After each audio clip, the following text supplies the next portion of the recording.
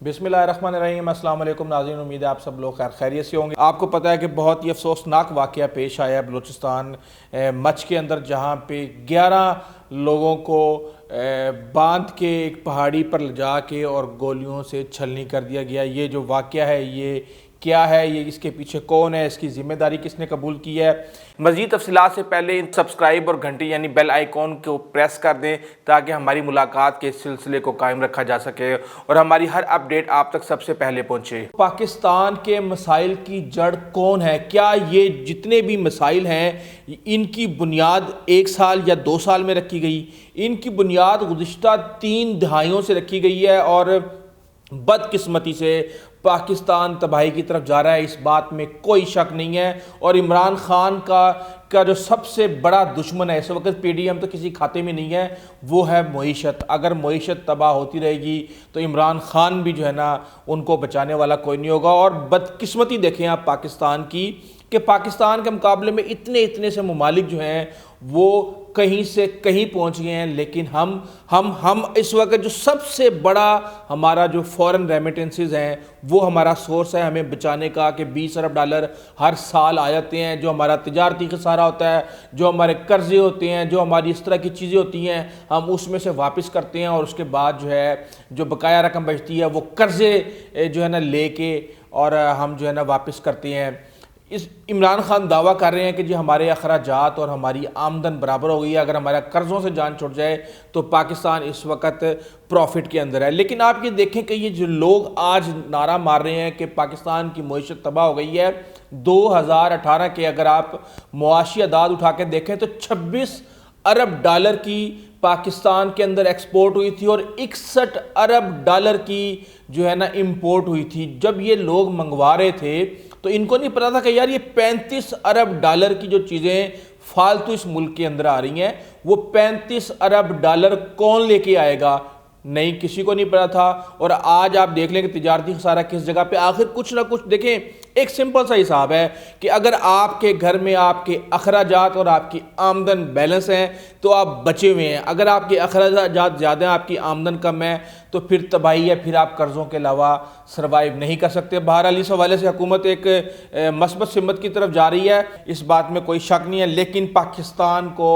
صرف یہ نہیں کرنا پڑے گا کہ ٹیکسٹائل کی مصنوعات، کاٹن بیچ دو، دھاگا بیچ دو اور اس طرح کے کام کر دو، پاکستان کو ٹیکنالوجی کی طرف آنا پڑے گا۔ پاکستان جب تک ٹیکنالوجی کی طرف آ کے اپنی چیزوں کو ایکسپورٹ نہیں کرے گا پاکستان ترقی نہیں کر سکتا۔ اور آپ اس ایک چھوٹا سا میں آپ کو بتاتا ہوں کہ فار ایگزامپل اگر آج پاکستان کے پاس 4000 ٹینک ہیں تو یو اے ای کے پاس 400 ٹینک ہیں۔ پاکستان کے پاس اگر 350 لڑاکا طیارے ہیں تو یو اے ای کے پاس مشکل سے 20 یا 25 طیارے ہیں، لیکن اگر آپ ان کا آج ڈیفنس بجٹ دیکھیں تو وہ 22 ارب ڈالر ہے، ہمارا 10 ارب ڈالر ہے، جبکہ اب ڈالر بھی 160 روپے کا ہو گیا، تو اگر آپ حساب لگائیں تو شاید یہ 11 یا 10 ارب ڈالر بھی نہیں بنتا۔ بھارت 64 ارب ڈالر سے بھی آگے کہیں سے کہیں نکل چکا ہے۔ تو اگر آپ کی معیشت ٹھیک نہیں ہوگی تو آپ کی ہر چیز تباہ ہو جائے گی، چاہے وہ دفاع ہے، چاہے وہ آپ کی انڈسٹری ہے، چاہے کچھ اور ہے۔ تو میرے خیال سے اگر پاکستان کو بچانا ہے تو اس سمت میں ہنگامی طور پہ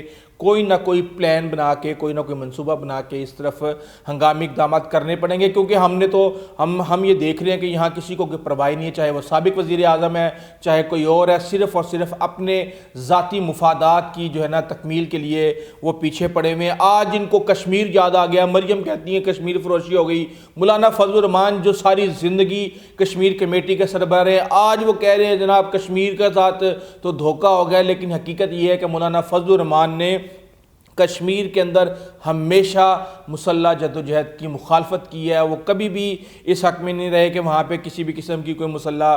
جدوجہد ہو۔ لیکن آپ مودی جیسے بندے کو دیکھ لیں جو کہ بھارت کے اندر مدرسے بند کروانے کے حوالے سے ان کے قوانین آنا شروع ہو گئے ہیں، اور اس بندے سے آپ کسی اچھے کی امید رکھ سکتے ہیں۔ اور جتنا زیادہ ٹف ٹائم اس وقت حکومت دے رہی ہے کشمیر کے معاملے میں بھارت کو، شاید ہی پاکستان کی تاریخ میں کبھی دیا گیا ہو۔ دوسرا میں آپ کو بتاؤں کہ ظاہر سی بات ہے ایک طرف یہاں پہ سیاسی بدامنی ہے، دوسری طرف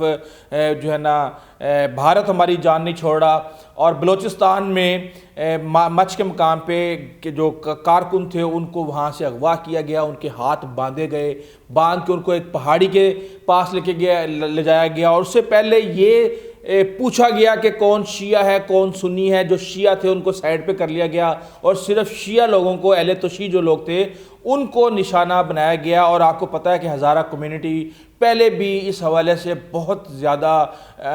نشانے بن چکی ہے۔ میاں نواز شریف کے دور میں بھی وہاں پہ کئی دن وہ وہاں پہ شاہراہوں پہ بیٹھے رہے اور پھر جاتے تھے چودھری نثار جا کے ان سے مذاکرات کرتے تھے۔ پیپلز پارٹی کے دور میں بھی یہی ہوا ہے، لیکن بات یہ ہے کہ یہ ایک ٹارگٹ بنایا جا رہا ہے پاکستان کے اندر فرقہ وارانہ فسادات کو پھیلانے کا، لیکن یہ سب لوگ جو ہیں چیزوں کو سمجھ نہیں پا رہے۔ اور بلوچستان میں یہ جو معاملہ ہوا ہے اس کی جو ذمہ داری ہے، کہا یہ جا رہا ہے کہ دولت اسلامیہ نے قبول کر لیا، لیکن بات یہ کہ دولت اسلامیہ وغیرہ کچھ نہیں ہے۔ ہم نے یہ افغانستان کے اندر بھی دیکھا ہے، ہم نے یہ عراق کے اندر بھی دیکھا ہے، ہم نے اور دوسرے ممالک میں بھی دیکھا ہے کہ اگر کاروائی بلیک واٹر کرتا ہے ذمہ داری دولت اسلامیہ کر لیتی ہے، کوئی آئی ایس آئی کر لیتی ہے۔ اسی طرح بھارت بھی فنڈنگ کر رہا ہے اور اس کی ذمہ داری کبھی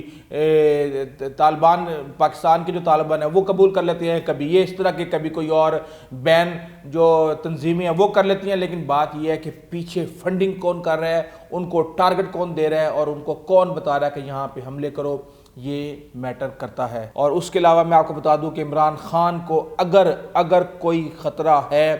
تو وہ صرف اور صرف پاکستان کی معیشت سے ہے، اس کے علاوہ عمران خان کو کوئی خطرہ نہیں ہے۔ اور میرے خیال سے ہمیں پاکستان کی سمت کا تعین کرنا پڑے گا، ورنہ ہم بہت پیچھے رہ جائیں گے۔ ہمارے پاس اتنے پیسے بھی نہیں ہوں گے کہ ہم اپنے دفاع کے حوالے سے ایک طرف دفاع کو سنبھالیں گے تو 10 چیزیں اور اگنور ہو جائیں گی، ان چیزوں کو سنبھالیں گے تو دفاع اگنور ہو جائے گا۔ تو ہمیں اپنی معیشت کو بہتر کرنا ہے تاکہ ہماری جی ڈی پی کا اتنا سا بھی حصہ اتنا ہو کہ وہ ہمارے دفاع اور ہماری دیگر ضروریات کو پورا کر سکے، کیونکہ بہرحال ہم ایک ایٹمی قوت ہیں اور ہماری جو فوج ہے وہ دنیا کی بہترین فوجوں میں ہے، اور ایک بھارت جیسا خطرہ 24 گھنٹے ہمارے سر پہ منڈلا رہا ہے، جبکہ جو ہماری اسٹریٹجک پوزیشن ہے، جو افغانستان، ادھر ادھر ایران آپ دیکھ رہے ہیں، چائنا ایک طرف ہے، ہم پھنسے ہوئے ہیں، ہم اس کو کسی بھی صورت اگنور نہیں کر سکتے۔ دشمن ہمیں تقسیم کرنے کے پیچھے ہے اور ہمیں اس حوالے سے سوچنا ہوگا، کیونکہ معیشت ہی پاکستان کی بقا کی ضامن ہے۔